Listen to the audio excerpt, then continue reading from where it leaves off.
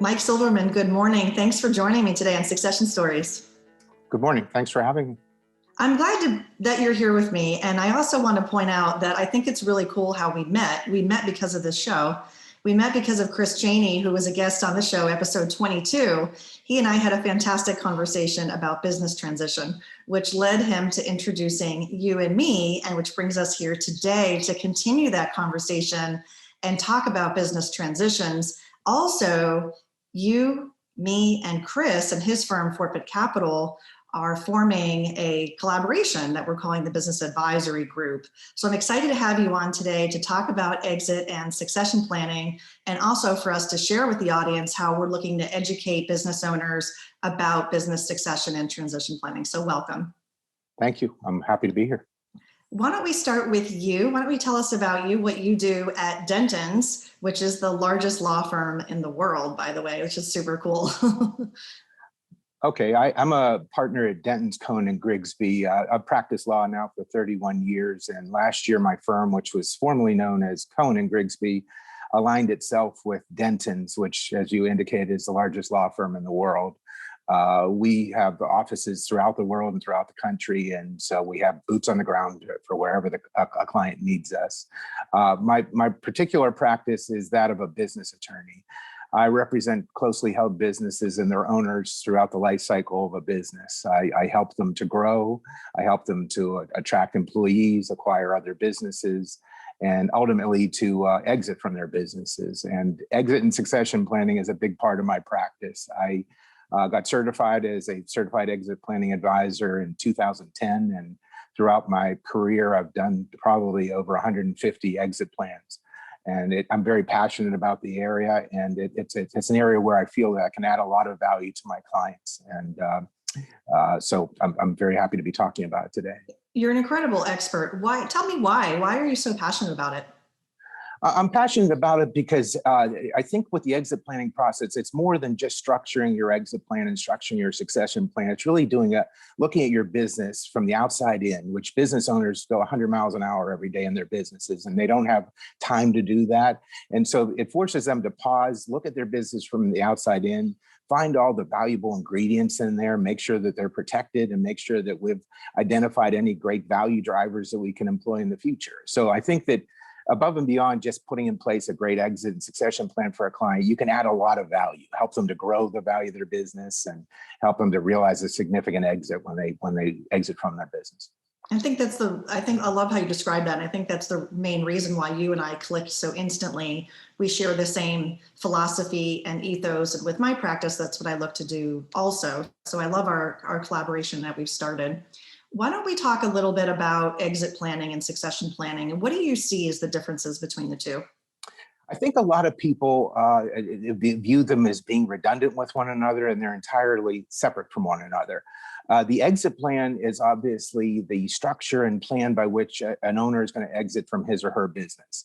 So whether the owner wants to sell the business to a third party, sell the business to the management team, or pass the business down to his or her family, we need to come up with an exit plan that's tax efficient and that it will hold up in both a voluntary exit or an involuntary exit. A succession plan is completely different.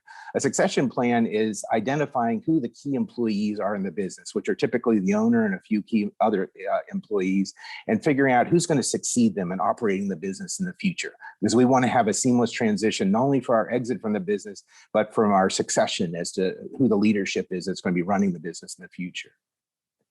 And why do you think also that it's important to start planning sooner rather than later? Because a lot of people that I talk to, they'll say, oh, I'm not thinking about that for another 10 plus years. That's for someone else, right? It's sort of the not me, I'm going to do that later, I'm going to do that in the future.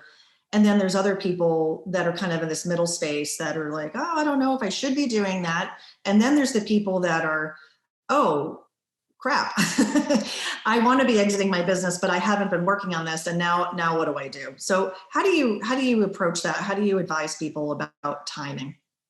Well, every new business that I get as a client, I would say almost without exception, they haven't done their exit and succession plan. It's a rhetorical question to ask them whether they've done it. It's like asking whether they've done their estate plan. People procrastinate on it. But what I highlight for every business owner is you as a business owner are one day going to either voluntarily or involuntarily exit from your business. And during the course of my career, I've had a lot of involuntary exits. It's everything from death or disability of the owner or key employee to losing a key employee or losing a key customer or losing a key vendor. So those involuntary events, those could happen tomorrow. So that means we knew, just like your estate plan could come into vogue tomorrow, your exit and succession plan, we need to plan for that involuntary event so that we don't have a fire sale of your business as a result of having not planned for it. Some people might call that contingency planning too, right? Where it's kind of this worst case scenario planning, as you were saying. And I think we refer to that generally as the 5 Ds, right? It could be divorce even. Sometimes that is a factor of why a business owner might leave the business. Insurance Sure. can be another tool, correct? Right. I think that when we get into the nitty gritty with exit and succession planning, we really are doing very holistic planning. It's not just a lawyer or just an accountant or a financial planner or a coach. It's a team that puts it together. And so you have everything from contingency planning, which is life insurance planning and disability insurance planning, to growth planning, because if you're not growing your business, you're exiting from it. And financial planning, we need to know what is the number that you need for retirement and how does that mesh with your biggest asset, where you have probably 90% of your net worth embedded in the value of your business. How much can you realize from selling your business, and how does that match up with the number you need for retirement? And then there's usually a delta between those numbers, and we need to do growth planning to eliminate that delta. So that's obviously where you come into play. Yeah, exactly. And I think that that's super important, because that delta, more often than I'm guessing, more often than not, is what you see. Is that correct?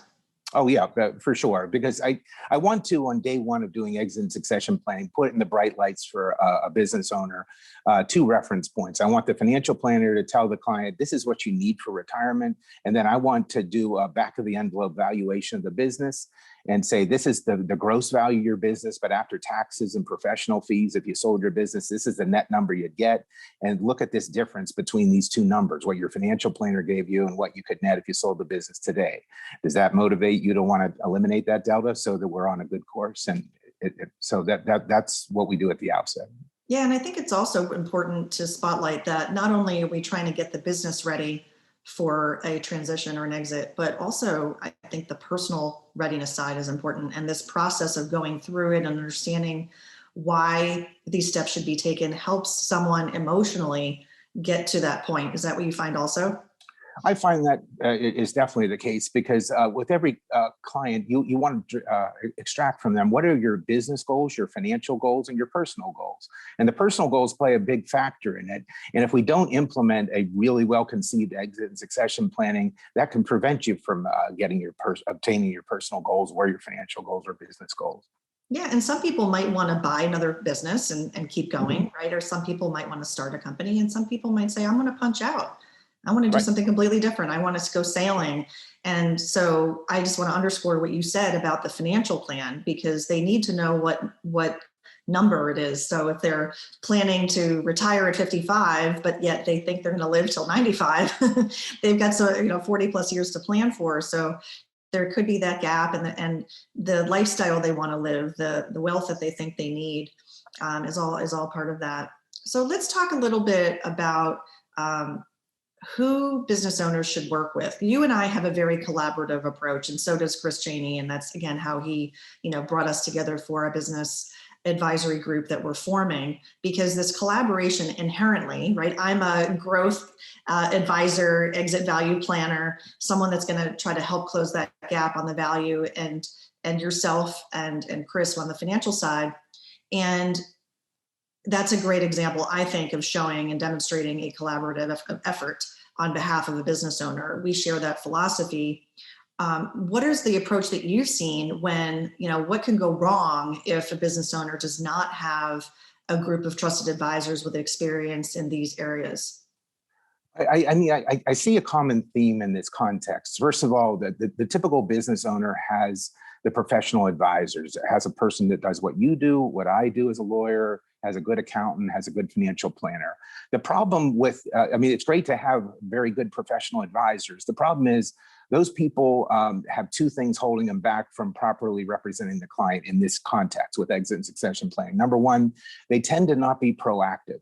They tend to, since they don't have a background or experience with doing exit and succession planning, they can't be proactive with the client and tell the client it's critically important for you to get this planning done. And here's what happens if you don't. Second of all, they don't coordinate with each other. They each operate in a vacuum, and exit and succession planning requires extreme coordination between those professional advisors.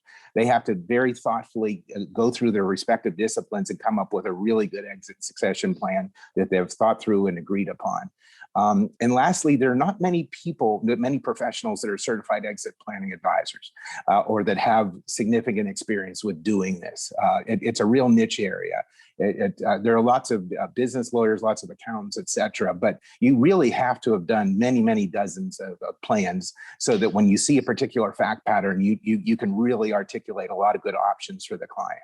So that's what I typically see. I first learned from the client they haven't done it. I second of all learned from the client they don't know what it means. They don't know the difference between an exit plan and a succession plan. And then third, they want to hear about why it's important.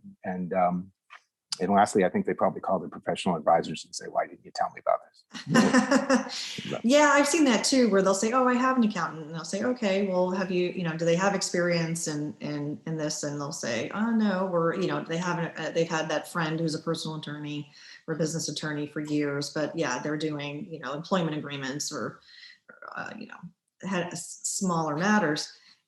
The other thing that you mentioned I want to circle back to is creating options. And I think that's a really important point because some people might want to pass the business down to a family member. That can certainly be part of succession. I know you and I are talking about exit and people probably think, oh, that sounds so negative, exit, I'm going to exit my business. And I think exit really, to me, means having options as well as succession, because it could be to a third party, it could be to, management. And let's talk about that. Let's talk about the different types of options. Let's talk about the pros and cons. And let's start with the most common one, which is, what are the pros and cons of selling to a third party? I think a lot of my clients have a misconception that it's nirvana to sell your business to a third party buyer. I think that the big pro to selling to a third party buyer is oftentimes an investment banker can align you with a strategic buyer that's going to pay you a lot higher price than current fair market value. So that's probably the biggest pro of selling to a third party buyer. The cons are several fold. And I always walk this through with a client in doing exit planning because first of all, you have professional fees, which aren't inconsequential. You have legal fees, accounting fees, and other professional fees involved with completing a transaction. And those could be significant six-figure fees. Secondly, most importantly, you have liability because when you sign a purchase agreement, you're making probably 25 different representations and warranties about the business. And there's a very elaborate indemnification section in that agreement where the buyer can come back to you for a pretty lengthy period of time after the closing to come after you for up to 100% of the purchase price. So it's not like you complete your closing and you walk away and sleep real well at night. You have factors at work there. The other thing that happens with third-party sales that really burns me up is that a lot of times the purchase price isn't paid cash on the barrelhead at closing. A lot of times you'll get a promissory note. A lot of times you'll get what's called an earnout, which is contingent purchase price. So a lot of times you don't end up getting 100% of your purchase price for a variety of reasons. The note doesn't get paid. You don't realize the contingent purchase price milestones, et cetera. So there is sort of a mini parade of horribles, if you will, of doing a third-party sale. Let's talk about earnout. I think that term is used generally, and I know it can be defined of tactically how it works quite differently. Can you just share a couple of examples? Sure. I just completed a transaction a couple of weeks ago where the total purchase price was $5 million. At closing, my client got $3 million, but $2 million of the purchase price is payable on a contingency basis over time. Basically, the business, which is now being run by the buyer, has to hit certain revenue targets on an annual basis for that additional $2 million to be paid out. So if the buyer doesn't run the business well, or for whatever reasons, the business doesn't produce those revenue targets, my client doesn't get that $2 million of additional purchase price. Sometimes it's on profitability, correct? Yeah, sometimes it's on your cash flow or your net income or profitability, as you indicated. It can be on a variety of factors. It can even go as far as to retention of customers, retention of employees. Sometimes there's multiple components of a milestone. So Okay. it can get pretty elaborate. Yeah. Now, who tends to drive that? So you find that it's a negotiation back and forth, or is there typically one side really driving it? It's the buyer that drives it. And usually, if you think about it, your purchase agreement is a report card for the exit and succession planning you've done. So when I have an earnout in my purchase price, it means I haven't done the exit plan, because there won't be an earnout if I've done your exit plan. And so really what the buyer is concerned about is that the business is dependent too much on the owner being there, on a critical customer, on a particular vendor. You have some type of concentration issue that's giving the buyer pause. And they're saying, I'm not going to pay you 100 cents on the dollar at closing. I want to make sure everything goes according to plan over the next 3 years. And that's what we eliminate in doing our exit and succession plan. We don't want a haircut in our purchase price at the closing. Yeah, exactly. And that's one of the things that I look for in my practice with Small Not Big is there's 8 core drivers of value. One of which is, can that business survive without its founder or its owner? And just like you're saying, there's all kinds of risks to the buyer if that's not the case. So it makes sense that we don't want an earnout, right? And what can we do to help prevent that? So the good work that we're doing to help make this business able to thrive in a sustainable business without its owner, because we have a good team around us, because we have processes in place or technologies that can help be more efficient, more effective, and the data analytics to support it. All of those things go into that. Well, I do highlight on day one of doing an exit plan for the owner that there's a difference between value of a business and transferable value. And what I highlight is if the business is dependent on you because you're tied to 70% of the customers, then that's not transferable value. They'll give you a consulting agreement for that 70% of the value of your business. So we need to eliminate that dependency on you so the business can run equally well with or without you present. And if we get there, then you have transferable value, and you'll get 100 cents on the dollar at closing. So some other examples of structures of exit plans. Let's talk about some other options. So what's another option? Another option, I think some of the most common options would be that the owner wants to either sell or gift or bequest the business to his or her family. But I'd say the most common or most popular structure is to transfer the business to the management team. The owner tends to be very loyal to the management team. The management team doesn't have the deep pockets to drive a purchase, to make a direct purchase of the stock from the owner. So we do what I refer to as an indirect acquisition. And what I mean by that is I just simply go through 2 steps. I say to the owner, we're going to grant a small percentage of the stock in the company to the key employees and put them on a very long-term vesting schedule, so that in essence, they are extremely motivated to grow the value of the business and to see you exit from the business. And so the first step is we grant maybe 5% of the value of the business to the key employees, subject to a very long vesting schedule, maybe 10 years. And then we have a shareholder agreement between the key employees and the owner that says that over time, the owner has the right to require the company to buy his or her shares. So as those shares are being purchased by the company, the shareholders the key employees are not paying any money for those shares. They're just contributing sweat equity to the business to create cash flow to buy out the owner. So as the owner gets redeemed or purchased by the company, the key employees go from owning 5% to 20%, eventually 100%. So they're extremely motivated to be able to acquire a company without a dollar out of their pocket. And the owner is similarly happy because he gets to transition the business to his or her key employees. And they're motivated to generate the cash flow to buy them out. And we eliminate all those cons that I described for you of a third-party sale. We don't have big professional fees anymore. We don't have indemnification liability to the employees. We don't have uncertainty as our purchase price. We're going to get 100 cents on the dollar. So all those negatives of a third-party sale are eliminated when we do that structure to get the business to the key employees. So let's call that an internal transaction. Yeah, an internal transaction is a good description for it. Yeah, sometimes I refer to it as a management succession. I don't know if that's a term that you would use also. That's a fair description of it too. Yeah, what I like about that is it's getting to the heart of what's important to the business owner. because their legacy matters. They care about how the employees do after the close, right? They're gonna walk away, unless they have a consulting agreement for a short period of time, which is, can vary, but let's say it's a year or less. And they care about, because especially if their name is on the door, I see that a lot. And they want to know that it's going to be in a good place. They do care about its sustainability. They want it to live on, even if they're not part of it. And so if we know that up front, we know that that's what they care about, we can help structure a exit and succession plan that meets all of those things and meets their financial goals. So I love that solution. Do you see that that is more or less common over the last 5-10 years? I would venture to say that 60% of my exit plans are that very structure, and maybe only 25% of them are third-party sales, and then the balance are a smattering of transferring the shares to family members or to an ESOP or something along those lines.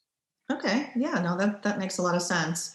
So you, me, and Chris Cheney, as we mentioned, are doing a collaboration, and one of the things that we are putting together is a webinar to help educate business owners about exit and transition planning, succession planning. What does it mean? How does it work? And what are some considerations to make sure that they are able to not only get that 100% on the dollar, but in my mission is to try to get them a premium. What can we do to help them increase the value of their business as they get ready for that future transaction and be happy with what they've come up with? It's too often that, I think in some survey data that I've seen, business owners that are surveyed a year after a close they answer that they're not happy with that transaction. And so I think for us, we're on a mission to change that trajectory. We want them to be happy about it. And I'm really excited about this webinar. And so for you, what are the main things that you're looking forward to highlighting and why somebody should tune into it? Well, I think it's a great opportunity to hear from experts who have different disciplinary areas altogether and have unique strategies for exit planning that create and impart tremendous value to a business. And so I think that you can hear uniquely from each of the experts how they do it, what their perspectives are, and then you can also see at work how those different strategies all fit together and why you need those individual experts to be working together, coordinating with each other on your plan. It's going to be a great event, and I know not everybody is going to be able to tune in live, of course. So I will have the recording and the archive of our event on my website, and I will put on small.big.com, and I will put that link in the show notes if people are interested in checking it out. If you're really interested in listening and tuning in, I really encourage you to do so. So as we round out towards the end here of our discussion, Mike, I love to ask all of my guests if they have a favorite quote that they like to share.